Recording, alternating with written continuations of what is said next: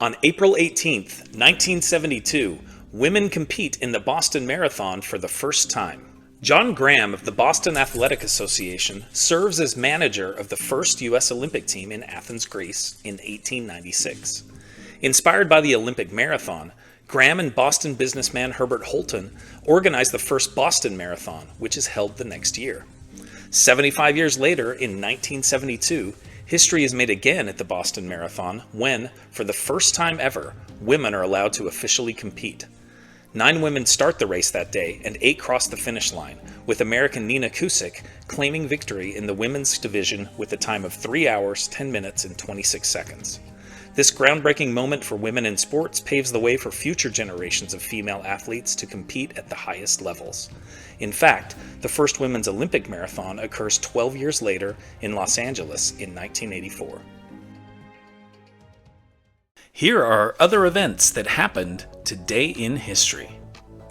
In 1521, at the Diet of Worms, Martin Luther defies Emperor Charles V by refusing to recant his writings. In 1775, patriots ride through the countryside, warning that British soldiers have marched out of Boston.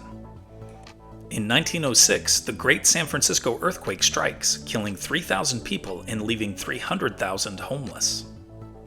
In 1934, during the Great Depression, the first ever self-service laundromat opens in Fort Worth, Texas. In 1942, just 4 months after Pearl Harbor, James Doolittle leads an American bombing raid on Tokyo. In 1983, a terrorist bomber strikes the U.S. Embassy in Beirut, Lebanon, killing 63 people. In 2023, Fox News settles a defamation lawsuit by Dominion Voting Systems for nearly $800 million.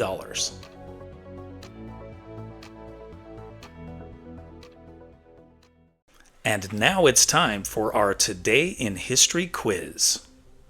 What was the first battle of the American Revolutionary War? Lexington, Bunker Hill, Saratoga, or Brooklyn Heights? Think you know the answer? Drop your guesses in the comments below. Find out if you're right next time on Today in History.